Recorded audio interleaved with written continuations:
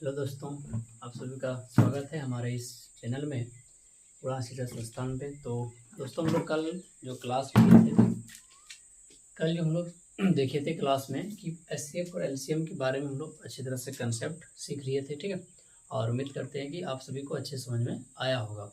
तो आज की क्लास में हम लोग क्या करेंगे दोस्तों, अगला टॉपिक पढ़ेंगे। इसमें हम लोग पढ़ेंगे शून्यकों को निकालने के लिए बारे में पढ़ेंगे, 2.1 पढ़ेंगे, ठीक है। बहुपद का पूरी तरह से अच्छे से हम लोग पढ़ेंगे कि इस प्रकार से हम लोग शून्य निकालते हैं और उसका फिर जांच पढ़ेंगे कैसे कैसे होता है, ठीक है दोस्तों। चलिए बने रहिए हमारे इस वीडियो में और देखिए कैसे कैसे होता है। तो अगला टॉपिक पढ़ेंगे बहुपद, ठीक है। तो बहुपद के बारे में पढ़ेंगे। बहुपद का मतलब क्या होता है दोस्तों, इसको बोलते हैं हम लोग पोलिनोमियल,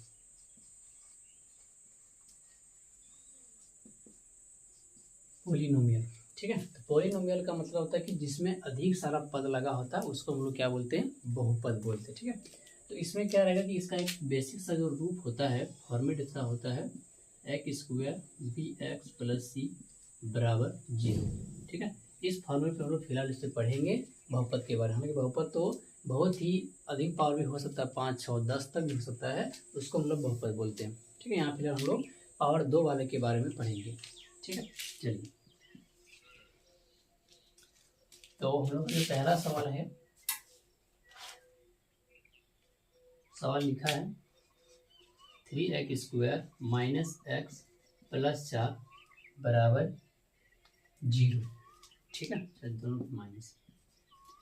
तो अब इसमें क्या करेगा, इसमें सवाल जो पूछा जाएगा कि इसका बहुपदों का शून्य निकालिए और उसको जांच करके बताइए कि ये संबंध जो है सही है कि गलत है। मतलब यहाँ पे क्या है कि देखिए, इसके आगे जो कोफिशिएंट है वो ए है, इसके आगे जो रहेगा वो बी है, और ये जो बचा उठो हम लोग क्या बोलेंगे, उसको सी बोलेंगे, ठीक है। तो अब इसको हम लोग पहले निकालेंगे, गुणनखंड मेथड द्वारा निकालेंगे, फैक्टर मेथड से निकालेंगे कि इसका हम लोग क्या क्या मूल हो सकता है। देखिए, मूल का मतलब क्या होता है, मूल का मतलब होता है कि इसका एक दो मान ऐसा निकलेगा जो इसमें जब डालने पर उसका वैल्यू 0 के बराबर देगा, ठीक है। अब देखते हैं क्या करेंगे। देखिए, सबसे पहला क्या है कि पहली वाली और आखिरी वाली, ठीक है, इन दोनों का हम लोग पहले मल्टीप्लाई करेंगे, ठीक है। देखिए, तो 3 × 4, ठीक है, कितना हो जाएगा 12, ठीक है। तो यानी कि जो पहला वाला में दिया जाएगा और आखिरी वाला में जो भी दिया जाएगा, जो संख्या रहेगा उन दोनों का मल्टीप्लाई करेंगे, ठीक है। 12 आ गया। अब इसमें देखिए हम लोग को क्या पूछा है कि माइनस का 1 आना चाहिए, यानी कि यहाँ पे जो भी संख्या रहेगा, यहाँ पे कुछ नहीं है, मतलब 1 है तो 1 आना चाहिए, ठीक है। मतलब गुना करने पे 12 आना चाहिए। इसको जब दो टुकड़ा में तोड़ेंगे, जोड़ेंगे या घटाएंगे तो हम लोग को माइनस का 1 आना चाहिए, ठीक है। अगर आप इसको पता होगा तो फटाफट से बना सकते हैं, नहीं अगर पता है तो आप क्या करो, सबसे पहले थोड़ा सा बेसिक लगा लो। क्या करो, 12 को तोड़ो, किस में आता है, एक टेबल में, 2 का टेबल में, 3 का टेबल में, 4 का टेबल में, और ये 6 का टेबल में, और आखिरी में 12 का टेबल में, ठीक है। अब एक काम करिए, अब दो संख्या उठा के देखिए जिसपे गुना करने पे 12 आना चाहिए और जोड़ घटाने पर हम लोग के पास 1 आएगा। देखो, 2 और 3 का तो जोड़ी नहीं बनेगा कि 2 3 6 होगा, 12 तो नहीं आ रहेगा, ठीक है। अब आगे देखिए 3 और 4 का, ठीक है। 3 4 आप देखिए, 3 से 4 को मल्टीप्लाई करेंगे 12 होगा, और 3 में 4 घटाएंगे तब आपके पास 1 पहुंच जाएगा, ठीक है। तो इसका मतलब ये दोनों संख्या यहाँ पे आके सेटिस्फाइड करेगी। तो लिखेंगे यहाँ पे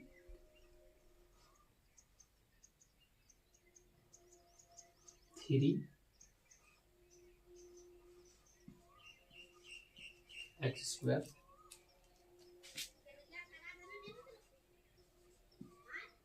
माइनस, अब ये जो माइनस के जगह पे है इसको यहाँ बैठाएंगे। अब देखो, दोनों संख्या में से अगर हम लोग माइनस का मान चाहिए तो हमको पता है कि पहला वाला को प्लस रखना पड़ेगा, बड़ा वाला को माइनस में, और छोटा वाला को प्लस में रखना पड़ेगा, ठीक है।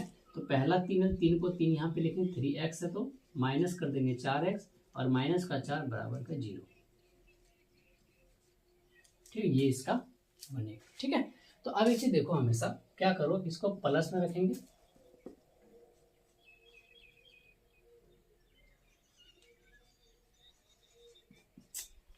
नहीं चलता है यार,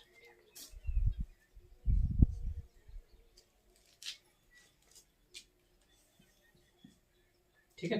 तो प्लस करेंगे। अब देखिए क्या करो, इन दोनों को क्या करते हैं, यहाँ पे अलग है, ये दोनों अलग कर देंगे। ठीक है, 4 पार्ट हो गया। अब इन दोनों के पास देखिए कॉमन क्या, अब देखो 3 3 दोनों के पास है, 3 बाहर कर लो। अब देखिए दोनों के पास x है, इसके पास x बाहर कर लो, क्या बचेगा यहाँ पे, केवल x बचेगा, और प्लस 3x बाहर निकल जाएगा, तो केवल क्या बचेगा, 1 बचेगा। ठीक है, आगे देखिए माइनस, यहाँ पे देखो दोनों के पास 4 है, 4 कॉमन कर लीजिए। यार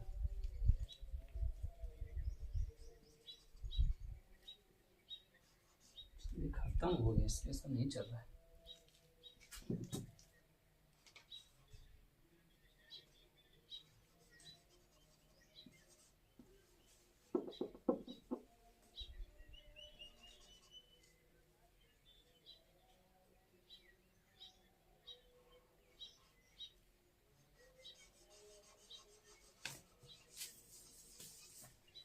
मार्कर खत्म हो गया, इसलिए नहीं चल रहा है।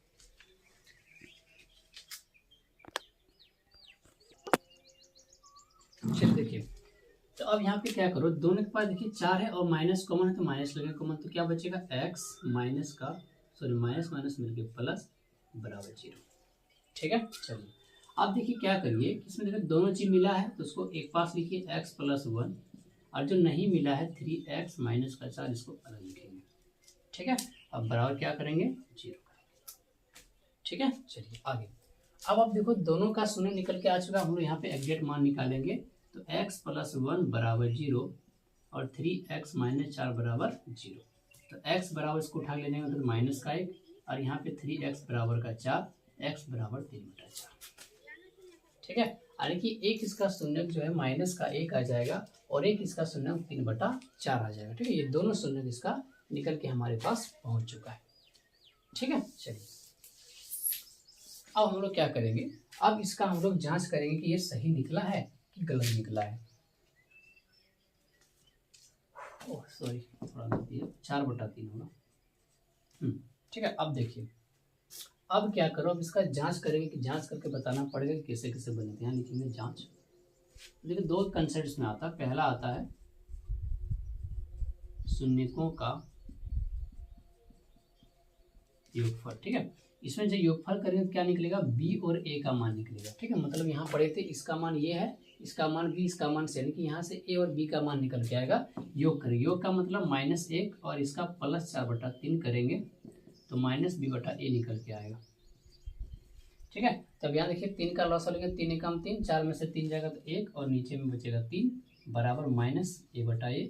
यहाँ पे देखिए a का मान कितना निकला 3, और b का मान -1। अब देखो फर्स्ट का मान 3 है, यहाँ देखिए पहला मान 3 है, और b का -1 है, यहाँ पे देखिए -1 आ चुका है। ठीक है, तो इसी प्रकार लिखेंगे, इसी प्रकार क्या लिखेंगे, अब लिखेंगे शून्यकों का गुणनफल।